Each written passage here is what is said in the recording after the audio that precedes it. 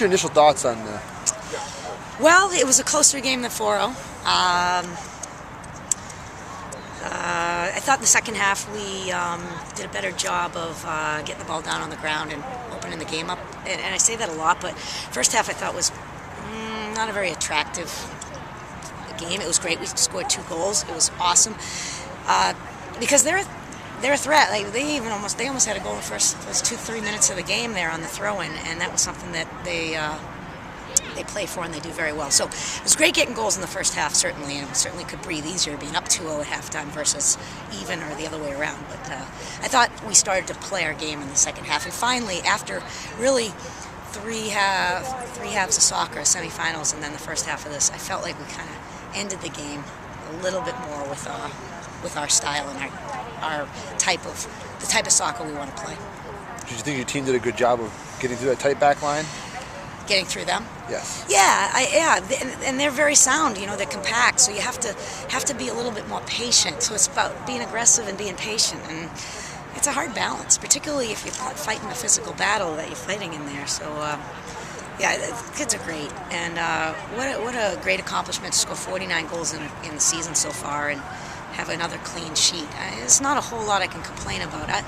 I do want us to be playing, our good soccer, because at the next level now, no disrespect to Maine and the rest of the conference schools, but now we're moving into another level of play, and we're going to have to, be very, very determined to keep the ball and be aggressive in the attack, but understand that it's very important for us to keep the ball, and because otherwise you're going to be defending the whole game against the next level team. Coach, talking about that next level of play with goalkeeping, is there anything you have to reconsider with that? I mean, seriously, like in terms There's of nothing. finding someone to start consistently? Or No, is it I don't game think. by game basis? No, it really is, and there's really no. I don't know. I don't think anyone's written a book on what you have to do with goalkeeping. If they have, I haven't read it.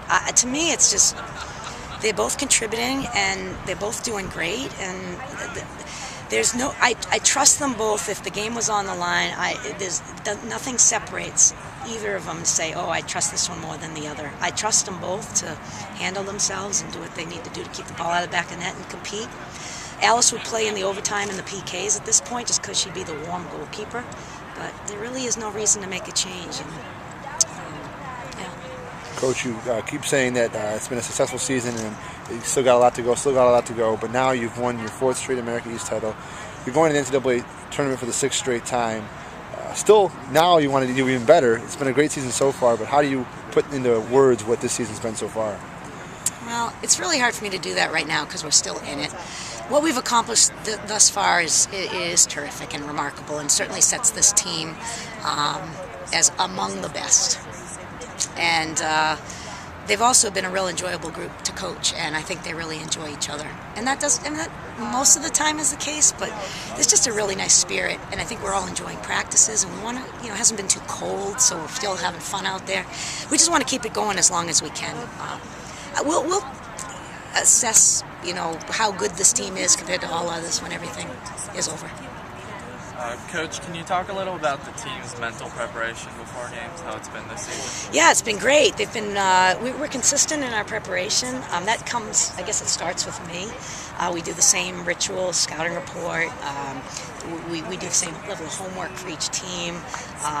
We keep our pre-game the day before, the day of. Everything's the same. And I'm not a very creative person, so I do things like, to me, the consistency of how we prepare is a big part of playing consistently.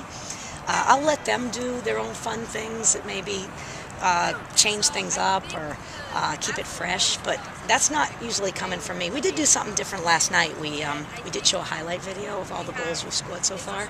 I felt like it was time to, and then of course one young lady says, I won't mention her name, but her last name is Minto, says, geez, Coach, we never see any video of positive things. This is nice. Because they know what they're going to get. They know they're going to get honesty from me, and they know they're going to get, hopefully they don't feel like only critical, but we're teaching. and they're learning, and they know I believe in them, but I always want to make them better, and I don't want to miss an opportunity to help make them better. But yesterday at the pregame dinner up at the McGoldricks, we showed a really cool highlight video, and I think it certainly it makes you feel good. The players and the coaching staff, wow, look at that, look at all we've done and how we've done it. Some of those goals today, would they make the highlight video? Gosh, the one where, I don't know, I can't even remember them. Not Lisa's was a bit of a goalkeeper mistake. The first goal was Big Lisinski. Yeah, the one where someone shared the ball and made a good pass. Was it the fourth goal? Yeah, that third one. Goal, I think. Third goal. That one was maybe. They all make the highlight video, but the top highlights, maybe that one's in the top highlights. I don't know. Coach, you guys had a record-setting year, 49 goals in the season. Can you talk about the experience that you guys had with that and the goals that you set at the beginning of the year? Yeah, well, that one has sort of snuck up on us, the fact that became that measure, the 45 record, was within reach. It didn't seem within reach 3 weeks ago. We did set goals at the beginning of the season, 10 goals against, and I think we set 42 goals for, because we wanted to try to do better than we did last year. And so we went ahead and shattered that, and then it was like, oh my gosh, not only are we having these shutouts, but actually we could set the record for goals for, and that I did not think that record would get broken, because in 1995 when we set that record, we were playing Division 1, 2, and 3 opponents. We weren't playing a strictly Division 1 schedule. And so this team obviously has played a Division I schedule with Stanford, BC, UConn, Washington. And we scored a lot of goals, William and Mary, against some pretty darn good teams. Yeah, that one. This one may stand for a while, 49, and hopefully we'll get into the 50s. And did you expect to score so many with such a loss of talent from last year? I mean, you lost Plata. Yeah, I didn't, but Jess Lazinski's taken another step in her play, and certainly the addition of Lisa Kevorkian, which I didn't plan for, had something to do with it. And can you just talk about Lazinski's role transitionally? Last year she was more of an assist player. Now she's more of a goal scorer. Yeah, I think that's what we try to do. Any program's trying to do this in any sport, is that the younger players come in and they play a role. And usually you don't have them play the starring role. Not because maybe they're not capable of it, but there's a transition to playing college soccer. It's not just you jump in and you're a good high school player or a club player and you become a standout player on a college team. There's a jump.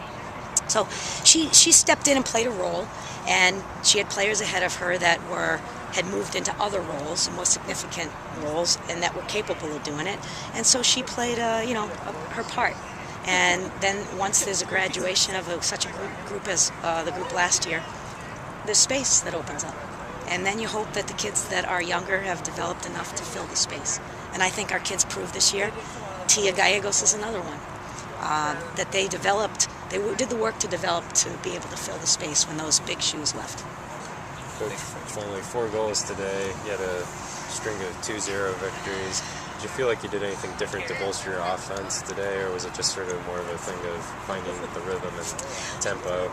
The second, I think it could have still stayed a 2-0 game, and when the way the main defense, I thought in the second half, we coming out and scoring that third goal, and the way, just how we started the second half. We passed a couple times, Lena Cords got in. I don't know if you remember the play. We got a good chance off of that. I just felt like from that point we were starting to open it up and play a little bit more freely. I think that resulted in scoring a few more. If we didn't sort of play with that confidence and composure and open the game up, play a little bit more freely, a little less tight, like, oh shoot, we're picked to win this thing, we're at home, we should win this thing. Pressure's on. There's pressure on. So I think we saw that in the Albany game, and I think we saw that a little bit in the first half of this game. But I think that we maybe relaxed a little bit in the second half, and that's maybe why we were able to put a couple more in.